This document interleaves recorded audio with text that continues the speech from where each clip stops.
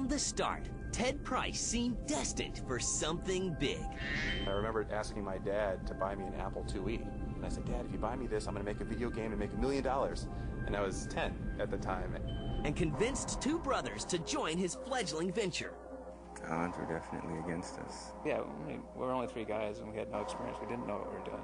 Some days were tough. There were times where we really thought we were not going to be around for another week. And their name was symbolic. We were all insomniacs at that point. We weren't sleeping at all. An early disappointment almost doomed the young company. Critics called it the dark horse of that year, or the best game that nobody ever heard of. But a little dragon would save the day. They said that the first Spyro, I think, is the number 5 PlayStation game of all time. Insomniac would shock fans with an unexpected choice. But it was really hard to leave Spyro behind. He's kind of our little baby. As they move on to create a new universe filled with captivating creatures. This is the remarkable story of Insomniac Games.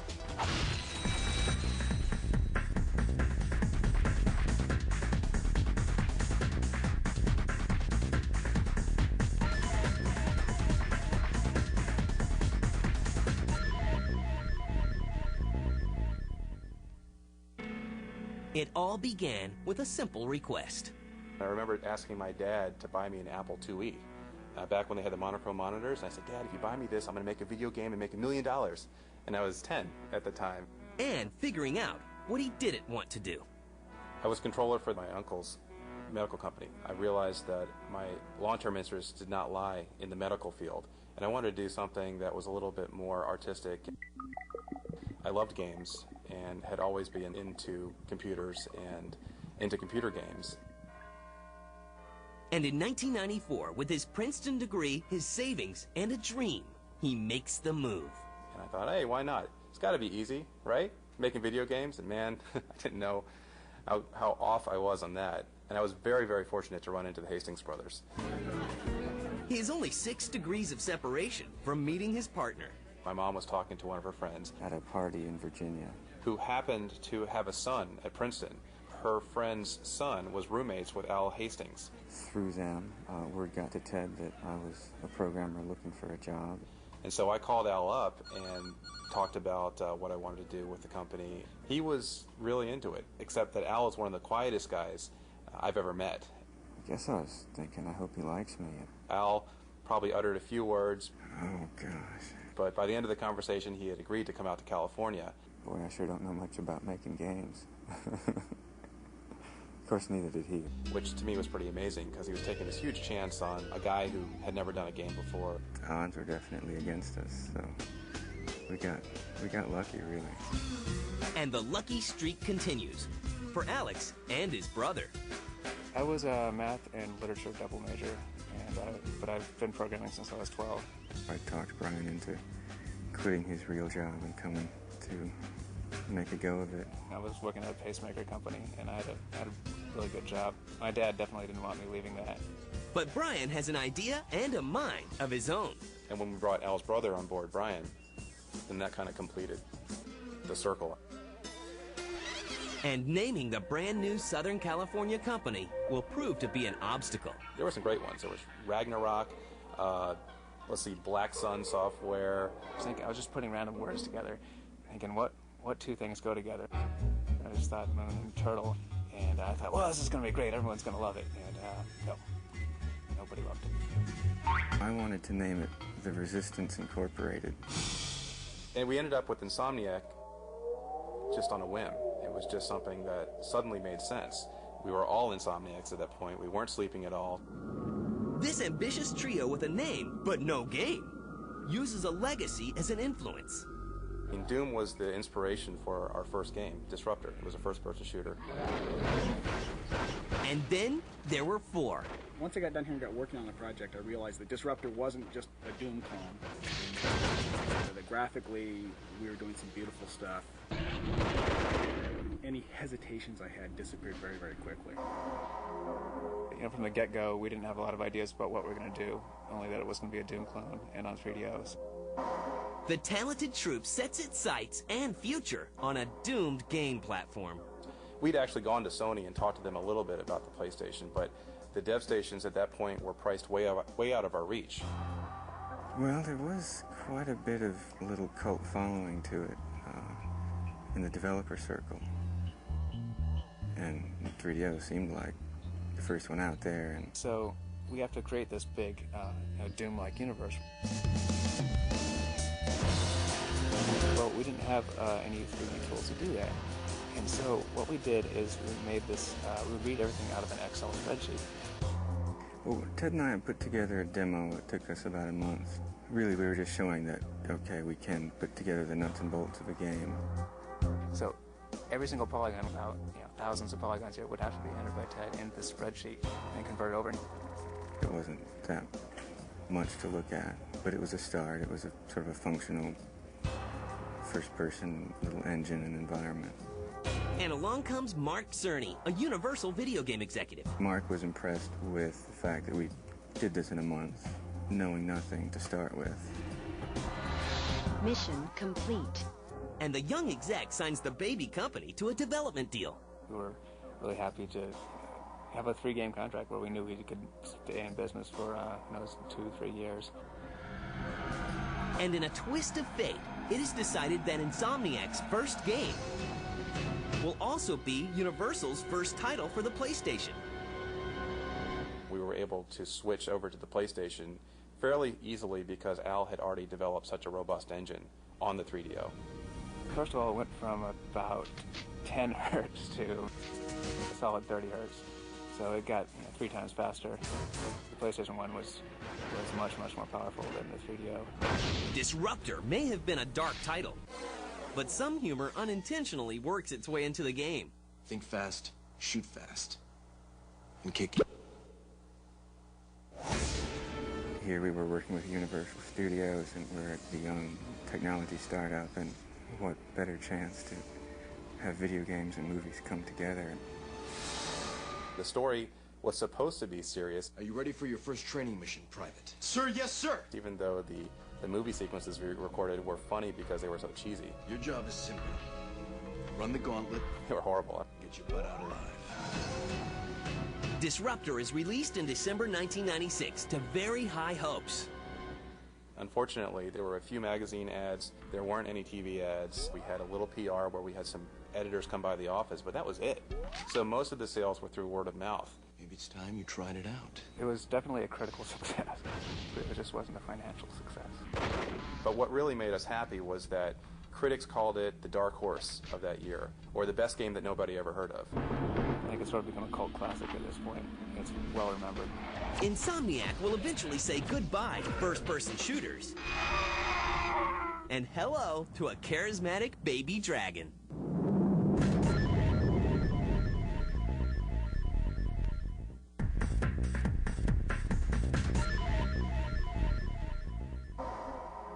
By 1997, Insomniac Games had released Disruptor, a first-person shooter inspired by the world of Doom.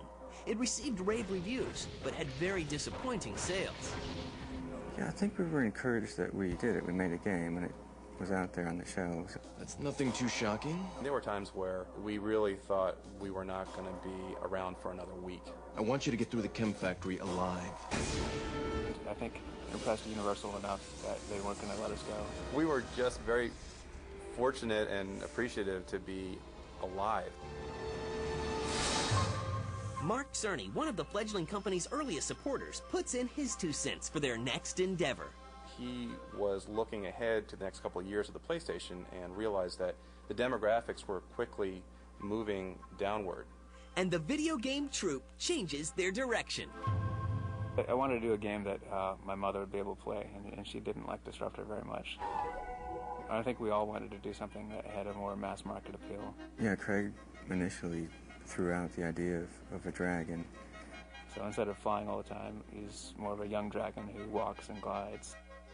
We kind of messed around with that. We did some sketches, and Once the idea was suggested, it kind of clicked with all of us individually that, boy, wouldn't this suit us better? We don't have to try to be better than the next guy. We could just be kind of whimsical.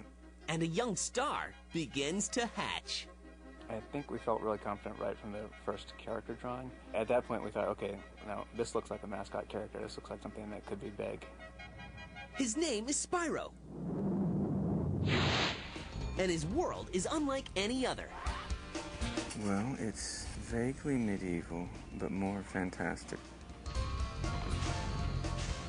It was one of the first games that really had distant views, where we were able to create these very wide open environments, and that was a result of Al's engine being able to create multiple levels of detail for the environment. The game that is supposed to be fun is having some serious labor pains. I have to say that there were points in the production cycle where we were in crunch mode, just like every other development team, and things looked fairly bleak. Never fear, Spyro, the cute little purple dragon, meets the deadlines. His mission on the PlayStation is to rescue his dragon friends from imprisonment. Thank you for releasing me. All while searching through vast environments and hidden chambers for clues. But the 3D platform game doesn't receive the reviews Insomniac was hoping for. The previews and the reviews in general talked about Spyro being a kiddie game. To see it called a kiddie game implied that it was a very simple, novice-oriented game that wouldn't satisfy the hardcore players. Following promising previews at E3, Spyro makes his debut in the fall of 1998. And, well, he doesn't exactly fly off the shelves. In Europe, it took off pretty much from the get-go, but in the US, it definitely was slow. It didn't catch on right away. But then after Christmas, just based on word of mouth, we kept on having these solid weeks, bigger than the launch week. And it just didn't taper off, through January, February, March, it just kept on selling. Audiences, like from young kids to their mothers who had never played games before, were attracted to this. By the time we released Spyro 2, I think we'd had almost 2 million in sales just in the US. And Spyro becomes a sleeper hit. I was at the DICE conference, and they said that the first Spyro, I think, is the number 5 PlayStation game of all time, or it was some really high number. And I was very surprised by that. But the celebration is short. And the pressure is on. The team that has grown to 13 people is asked to create the sequel by the next Christmas selling season. We were under the double pressure of having a truncated development cycle and trying to come up with something that would make this game feel like more than a sequel, something that was a little bit more revolutionary than evolutionary. And jumping on board this time is Peter, another Hastings brother. When my older brother came on, they were starting to be concerned, that's 2 out of 3 lost to the dark side. And when my younger brother joined, it was all over. The future is closing in for the folks at Insomniac. Where's the new game? We scrambled, threw out a lot of ideas, and finally settled on the mini-games in Spyro 2, which really set it apart from the first game. The sequel, Spyro Ripto's Rage, finds the cute purple dragon caught up in another unlikely adventure. This time, freeing a kingdom from the ill-tempered tyrant Ripto. I hate dragons! Yeah! Doing so requires collecting items from the game's 20-plus levels of explorable 3D worlds. The story, I think, was a little bit more mature, and I think we had a lot more cinematics that showed off what the animators could do. And what about the name? That's funny because the Japanese version of Spyro, if you look at the title, it looks like it says Ripto in kind of funny tangled letters. It debuts in the fall of '99. Definitely nervous. What if the first one was a fluke? And the answer is no. Reviewers tout the more adult game, and it sells. Big time. We had grandmothers writing us that they had stolen the game from their grandkids because they liked it better, so they wanted to play it. Sony wants a third Spyro game for the 2000 holiday season. No one at the company named Insomniac will be sleeping anytime soon. In Spyro 3, we had 4 new characters, and they had their own little homeworlds, and so you could experience their homeworlds from their perspective, and then they all tied into the story. We were able to take the focus off Spyro somewhat and put it onto these other characters with their own moves, their own levels. It really breathed a breath of fresh air into the franchise. The third game, Spyro Year of the Dragon, is released in time for Christmas 2000 and revolves around stolen dragon eggs. Find the eggs and bring them back, Spyro. You got it! Spyro has acquired some new tools: a skateboard, tanks, submarines, and even a speedboat. You can play different characters, a kangaroo, a yeti, a flying penguin, and others. And guess what? It's another hit. All three titles win industry awards in many categories, and all three become part of Sony's greatest hits collection. The combined sales of the three Spyro titles is well over 8 million units. We were really scraping the bottom of the barrel to come up with new ideas for Spyro 3. Well, at that point, we were really starting to think about, what comes next. So we decided that it was better for us to start with a new franchise, try to come up with a new character, than to try to just push Spyro again. It was definitely a little bit sad, knowing that this was the end. Reading all the fan mail and knowing that, okay, we have to say goodbye. But it was the right choice in the end. We just wanted to shake hands and part ways with Universal and then propose something new directly to Sony. Although fans of the franchise can look forward to future adventures with the dragon, it will be produced by another company. Insomniac had to say goodbye to their quirky little dragon. It was really hard to leave Spyro behind. He's kind of our little baby.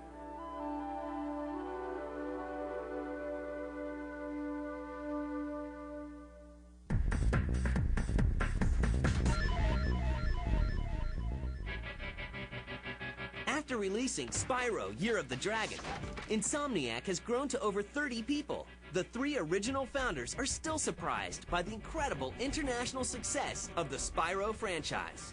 There's a perpetual feeling that, you're not as good as you can be. And if you don't keep improving, you'll be left behind. Insomniac shocks the gaming world when it announces it's leaving Spyro behind for a new game and character. So I'm thinking, what if we made that code right there a little bit smaller? Personally, a lot more nervous releasing the first one of a brand new set of characters or a brand new whatever we're doing. Maybe if these guys animated less. How about that? Okay, you could do that. Alex leads the push to create the new game franchise on the bigger and better PlayStation 2. He's got better low-level problem-solving skills than anyone else I've ever met, and that's what you need for the PS2. I don't think there are very many other people who could really tackle a PS2 the way he has. It definitely was a quantum step to move from PlayStation 1 to PlayStation 2. It was very, very challenging, but I think that was the exciting part of it. It was kind of mysterious because no one really knew what the PlayStation 2 could do quite yet. It's funny how things work because I think now we could probably create a Spyro level in about 2 days, where before it took about 4 weeks. The Spyro franchise began with the birth of a cute little character, and so will the new game. Well, the initial kernel of the concept came from Brian Hastings. He said, how about we do a space adventure with some gadgets? That idea was a science fiction theme because that's about as far from Spyro as you can get. The new game, called Ratchet & Clank, features a lead character who is, well, a little atypical. Ratchet is a Lombax. Now, you've probably never heard of a Lombax, and neither had we until we started this project. We basically made it up. If you pull him apart and dissect him, he's got kind of a lion's tail. He's got a somewhat humanoid kind of body.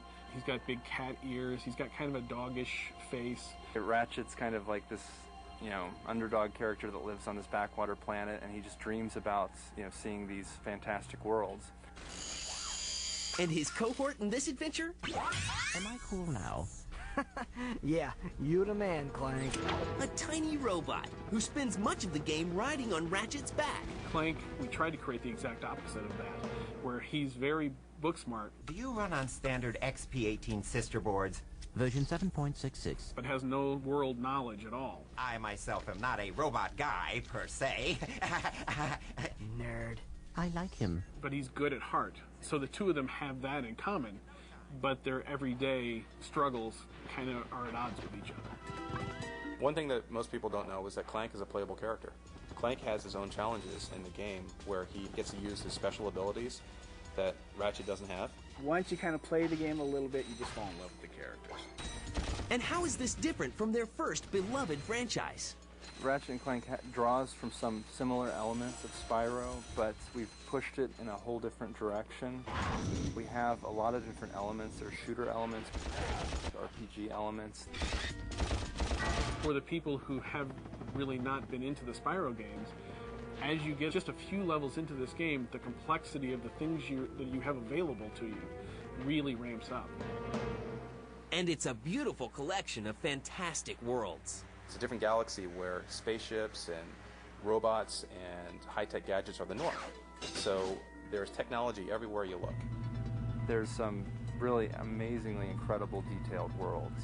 People are just going to be astounded by the visuals. Every different vantage point can really have some outstanding views. And all of the characters, both big and small, have multifaceted personalities. Some of the characters are angry. Oh yeah, but it is weak. We try very hard with all of our characters to make sure they're not plain vanilla. Every time you encounter a character in Ratchet & Clank, they're going to have a very strong personality. The two of you make me sick. And what about the weapons? Sweet. We really didn't want parents to be upset when their kids played this game. There's no blood.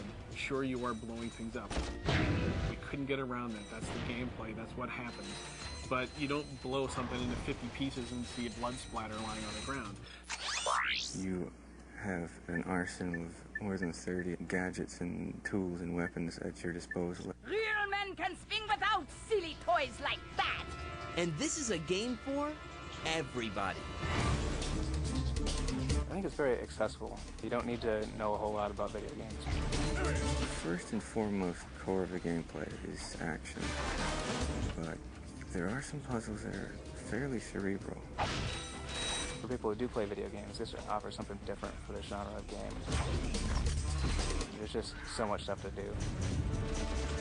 Compared to Spyro, there's 10 times as many moves you can do, 10 times as much stuff you can blow up. And what can we expect from Insomniac tomorrow? I think the sky's the limit, really, with Insomniac. That's why I love it here so much, is that everyone's just working so hard to make the best thing they can. I think as long as we're loving what we're doing, hopefully people love playing it. That's our real hope, that we can get a good response from the public. People saying, that was really fun.